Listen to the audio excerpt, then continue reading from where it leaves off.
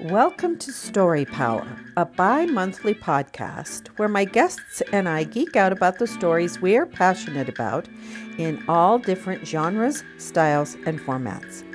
My name is Lucinda Sage-Midgorden, and I started this podcast in the summer of 2020 at the beginning of the COVID-19 pandemic. As I watched the reaction of my friends, family, and social media circle, I noticed that many people turned to stories for comfort and help in making sense of the craziness going on around them. My goal was to do the same for my listeners, but as I chatted with my guests throughout the first year, I discovered that their personal stories were the most fascinating thing about each episode. Neil Gaiman says, fairy tales are more than true not because they tell us that dragons exist, but because they tell us that dragons can be beaten.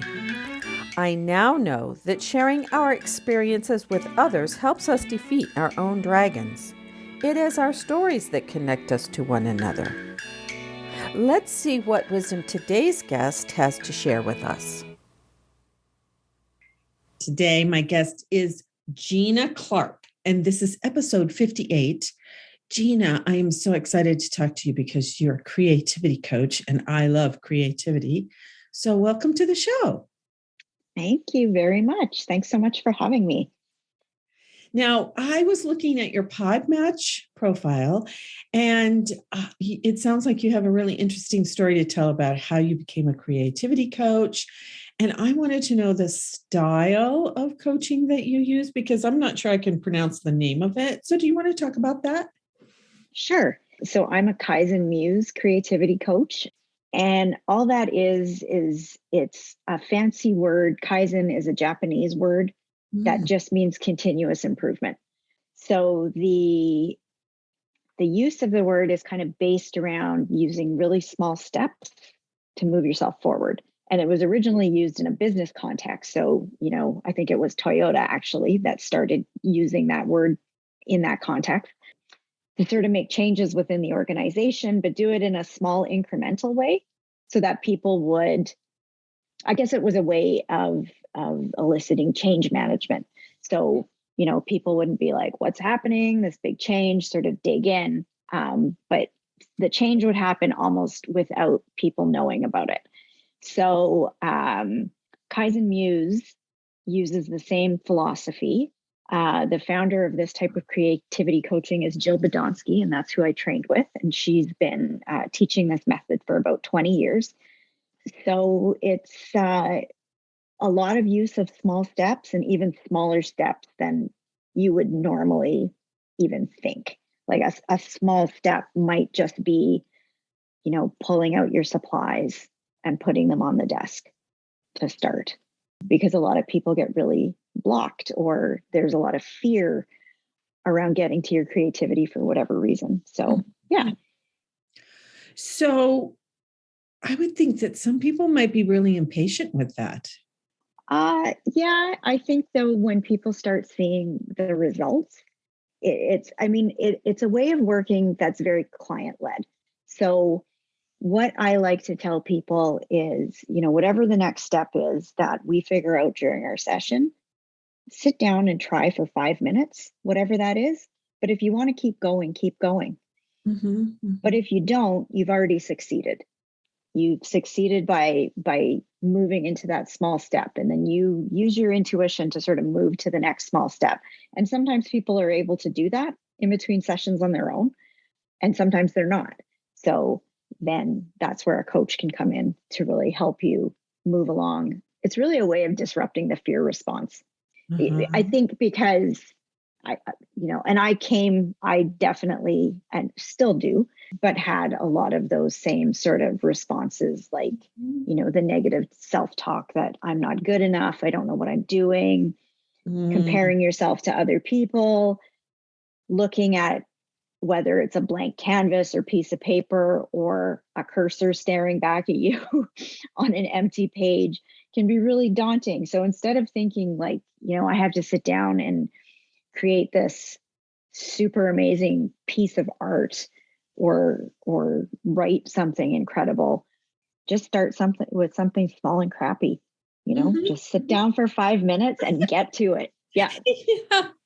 Yeah. I have a writer friend who unfortunately she's dead now, but she used to say the first draft is always crap. So just go with it Yep. and just write Exactly. it. And then you get to fix it later. Yeah. Yeah.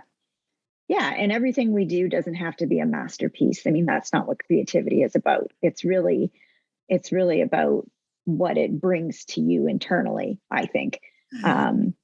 It's very mindful. I think it's something that's a real basic sort of human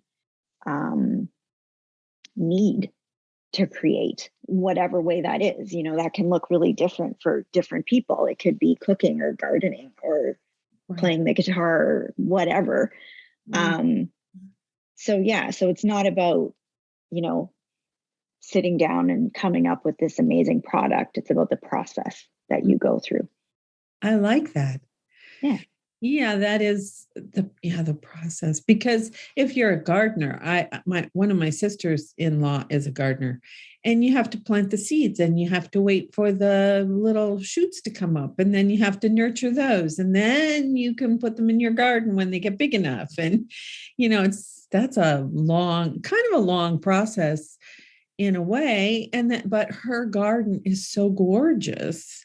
Mm-hmm. She just loves gardening. And so, yeah, but it's one of those, you got to make sure the weeds are pulled up or, whatever. It's kind of just work at it a little bit at a time thing.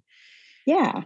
Yeah. That's a great analogy, really, for creativity, right? Mm-hmm. Like you're clearing things away and planting seeds, and eventually you're going to have this beautiful garden. Yeah. Yeah. You have to prepare the ground and yeah, right. Oh dear. Yeah. I'm thinking some people might have the reason I say this is because I've met people who they want their healing to happen right this very moment. And you can't do it that way. Creativity, No. You can't do creativity that way either.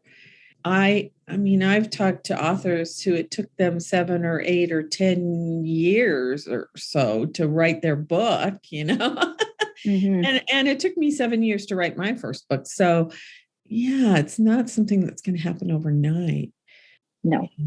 Yeah. And that's, I think what happens, and this is what really makes me sad, is I think a lot of people give up on their creative dreams or their creative just longings because they have an idea in their head of what they want to do and what they want it to look like.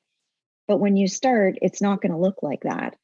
So I think a lot of times people get frustrated and they abandon it. And it is sad because creativity brings so much to your life. So that's part of what I want to help people do, is to move through that piece of it and get them to a spot where they're, being more creative in their daily lives. Now, does the form of the Kaizen Muse creativity format, does it help people once they are kind of on their creative journey? And does it help them figure out how to share their work? Does it help? Is there that component? It can, for sure. Oh. So, I think that the creative blocks that most of us face in one form or another, they're very common. And somebody just starting out versus a professional artist, the same blocks probably come up for them, or, they might manifest in a different way, but it's really, it's basically fear-based at the end of the day. It's really just helping people move through that, whatever stage they're in their creative journey. And if part of that fear or part of what's holding them back is sharing their work, then that's something that, they would bring to me. Like I said, it's very client-led. So I would ask, some probing questions around what it is that they would like to be doing, but they're not able to. And that may be being able to share my work, put it out in public. So that's for sure something that we could tackle in sessions. Yeah, because I mean, people can be so mean when they're criticizing. I watch lots of movies, so sometimes I go to Internet Movie Database to learn about, to read the trivia and learn about it. And sometimes the user reviews are really nasty. And I mean, I don't always read them, but sometimes I do. And it's like, well, okay, are you a filmmaker? Do you know the process of acting? Because my background is in theater. So that's acting is a difficult process. That's, I think people don't understand. And directing a movie or even a play is so time consuming. There are so many things you have to think about. And so I can kind of understand why creative people are a little bit reluctant sometimes to show their work, especially when they're new at it, because they could fear the criticism. Do you help them with that too? Yeah, again, if that's something that somebody brought to the table that they wanted to work through, for sure. And I mean, that's a great point. And I think it's also so much more difficult now in this age of the internet and social media. Yeah. You can get all kinds of people commenting and giving their opinions. Yeah. But yeah, at the end of the day, I mean, part of what I think I would tell somebody is, so what? Do it anyway. It's your life. It's your creativity. And that's part of what I'm trying to get people, like, to get to a place where their creativity is really for them.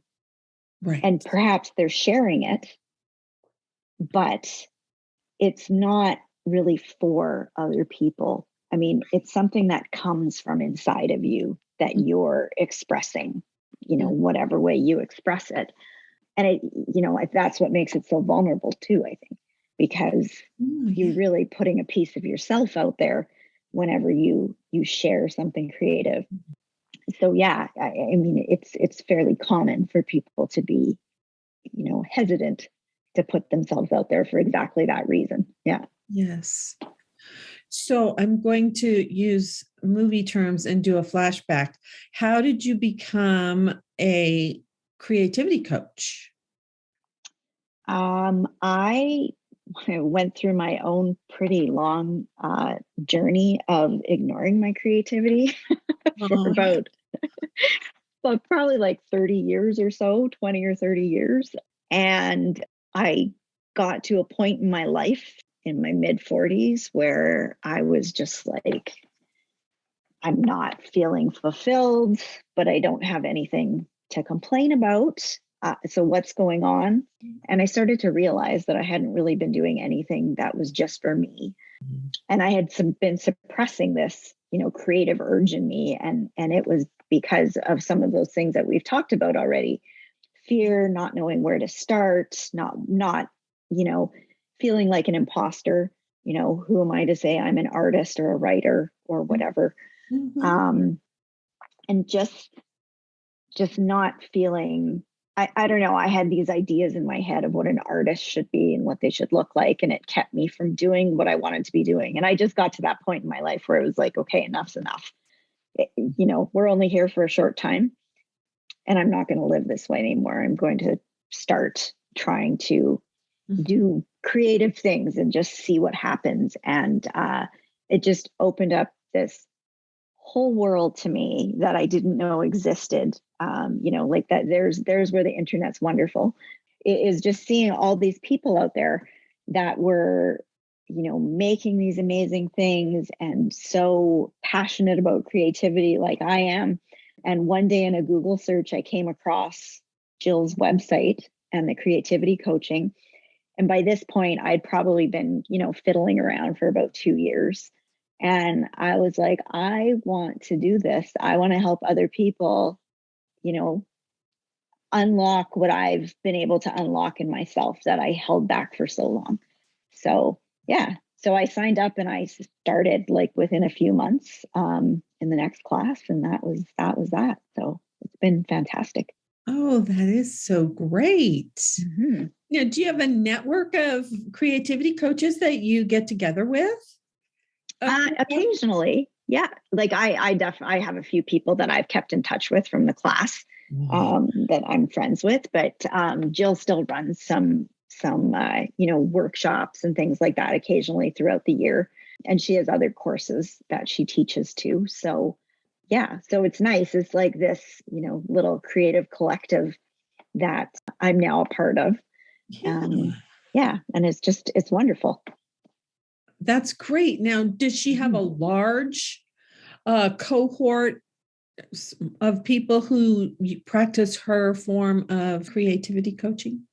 Well, if I had to, just guess, like I said, she's probably been doing it for about 15 to 20 years. And Oh, she probably runs 2 to 3 cohorts of maybe 10 to 15 people. So I oh, guess, do the math. yeah. So there's a few of us out there. There's a few of us out Yeah. there for sure. Yeah. Yeah. Now, did she develop it? Did she develop this? Yeah, she did. Oh, Yeah, she did. So the muse side of it is something that she's come up with. She has a book called The 9 Modern Day Muses, which I highly recommend. It's amazing. But she's created these modern muses for, kind of jumping off the ancient Greeks, but for today, right. and what we need to invoke when we're trying to live a creative life. So one of the muses is audacity. One's called Albert. So very much like, the Albert Einstein thinking. There's a bodyguard. So that whole piece about, being worried about criticism, she has a whole chapter on, using the bodyguard to sort of protect yourself and just keep moving through your own creativity without worrying about what's going on around you.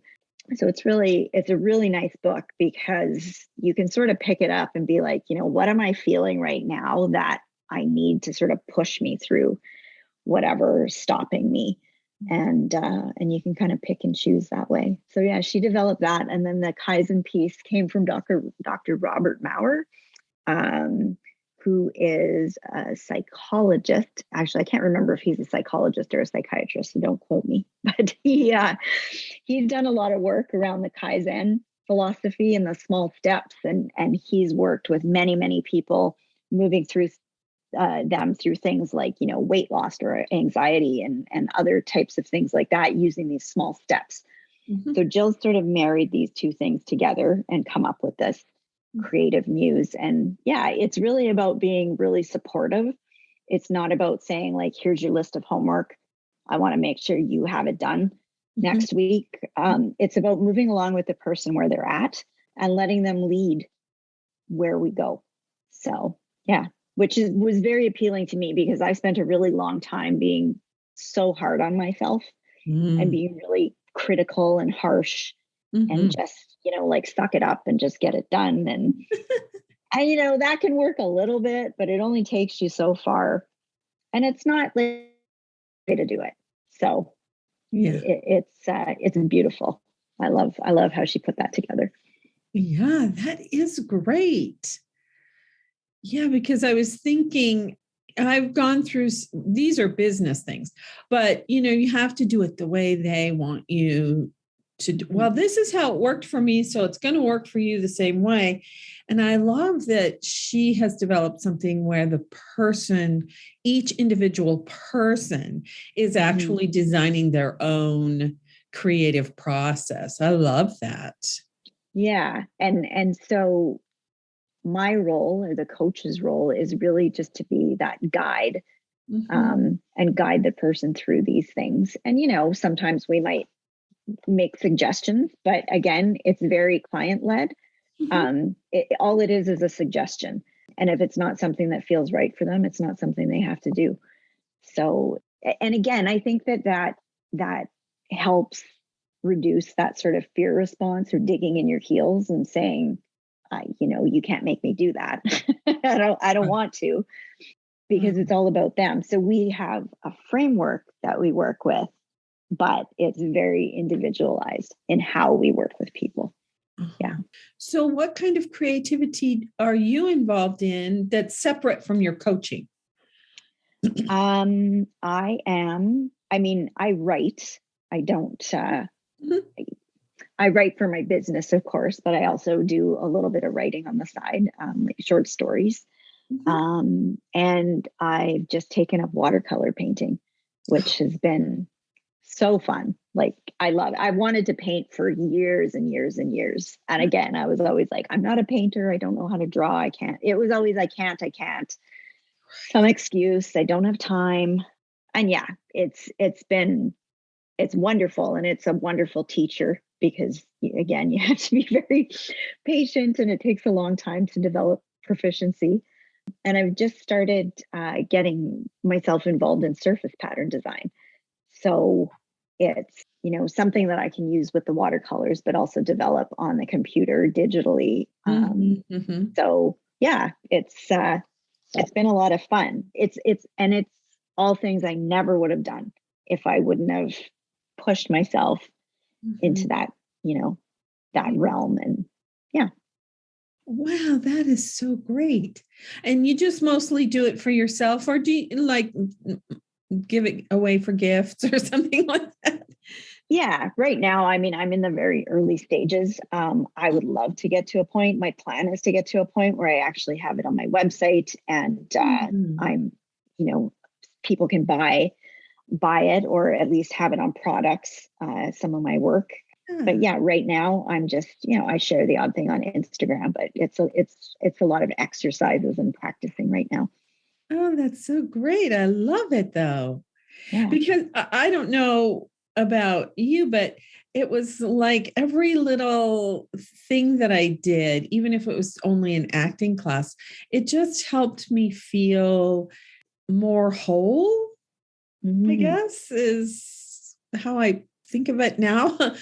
And yeah, so even if I'm just writing in my journal that day and not working on my novel or doing the podcasting or writing my blog, I just feel so much better because I've done a little bit of writing that day. Yeah. Yeah. Something, and that's just for me, but I do feel better when I do just one or two things a day will help me feel so much better. Wow. Yeah. And I've found that now too. I feel a little bit empty if I haven't done something, even if it's something very small. If I haven't done something related to my creative work, it's not as nice of a day. That's right. Yeah. Yeah. Oh, wow. That's so cool. I love it. So I have all of your social media links that I will put in the show notes so people can find you and your website. Because, yeah, I agree with you. We just need so much more creativity. And sometimes that's one way, at least for me, being creative is one way to help me calm down, to help me just feel better about myself. Of course, I've been doing it for so many years, I kind of forget what the fear part is like that blocks you. But yeah, if you can get over that part, it's even if nobody ever reads my stuff or, listens to my podcast, I just love doing it. I like teaching because I was so excited the other day. One of my former students came to we have a club, a theater club, and we have community members in it. And one of my former students is in the club and he does improv. He's a pharmacist assistant. That's his day job. But on the weekends and in the evenings, he does improv. And he and another one of the members were talking and I was just happened to be standing there, but they were talking to each other about, I have this coworker who just has such a hard time getting up in front of the group to give her reports. And she hands them over to me because she just gets so anxious about it. And Dana, my student, said, oh, yeah, I was like that too until I took acting with Lucinda.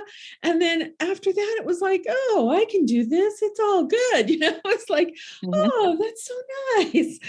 Because, I think we are so hard on ourselves. Mm-hmm.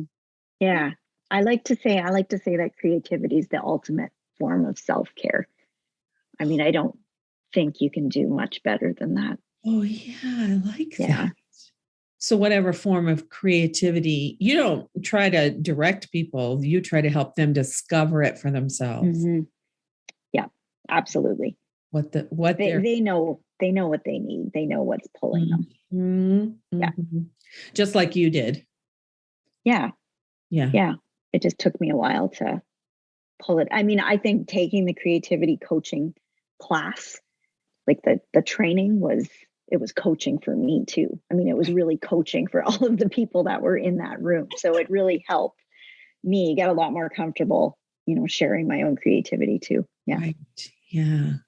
Oh gosh, it's so sad that our society is like that, where we just are so afraid to share our true selves. And it, probably would make the world so much better if we didn't have that fear and anxiety. Yeah. Imagine what the world would be like if everybody embraced their creativity, right? Yeah. I mean, it's like nobody's like in their working years, they're in some corporate job going, I can't wait to, make more spreadsheets and file stuff when I'm retired. people people have dreams that are usually like they're related to creativity and travel, which I think are very related. And just, imagine if we all embrace that earlier on, what a different world this could be. Yeah. That's why I'm very passionate about this. Oh, yeah. Well, and it's sad that kids or children are so creative and then we squelch that. Somehow it gets squelched. I'm not quite sure how that. Of course, I always taught when I was teaching public school, I was teaching drama. So, that was creative, or English, that's also creative. And so I don't understand the whole fit into the little box thing about school, because what I did nobody fit into a little box. Yeah. Yeah. Oh man, I'm so excited to talk to you about that, because I'm hoping that we can get more people to embrace their creativity. That's kind of what Story Power is all about anyway, is talking about creativity and how the stories that we consume change us and help us, and or the artwork that we do, how that helps us. Yeah. Well, thank you so much for talking to me. Do you have anything else you want to say before we go? I don't think so. Thanks for having me. It was really, really fun. I love what you're doing too. Like keep pumping out the creativity and getting people on the bandwagon. I love it.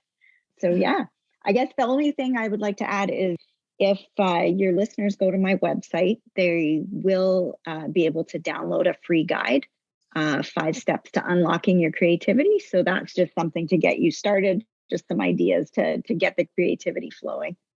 Oh, that's great. Oh, good. Thank you. And then they can sign up to have coaching sessions with you if they really like your website and that little PDF. Yeah. Okay, cool. Yeah, all the info is on the website. Great. Thank you so much, Gina. Thank you for having me today. Before I go, I'd like to give a big shout out to Podmatch, which I call a dating service for podcasters. Since I joined their platform, I have met so many wonderful people from all over the world, and they make the matches so easy that if you are a podcaster or you have a message that you want to share, you might want to consider checking them out. The affiliate link is at the bottom of my show notes on my website at Sage-Woman Chronicles at sagewoman.life. Part of what I love about them is that they promote civil conversations, and can't we use that right now? So if you check them out, tell them Lucinda sent you. I'd also like to invite you to my Patreon community, where we will have chats with authors or creators. We'll have member chats about the stories that they love, and occasionally we'll have extra episodes or uncut episodes of Story Power. So please go check out my Patreon page at patreon.com/storypower without the hyphen, all one word. I hope you enjoyed the show. If you like what you heard, please share it with a friend and give us a review on your favorite podcast app. It will help people find us. You'll find the show notes for this episode at my website, Sage Woman Chronicles, at sagewoman.life. You can leave a comment there. And remember, as Philip Pullman said, after nourishment, shelter, and companionship, stories are the thing we need most in the world. Until next time, this is Lucinda Sage-Midgorden. Thanks for listening.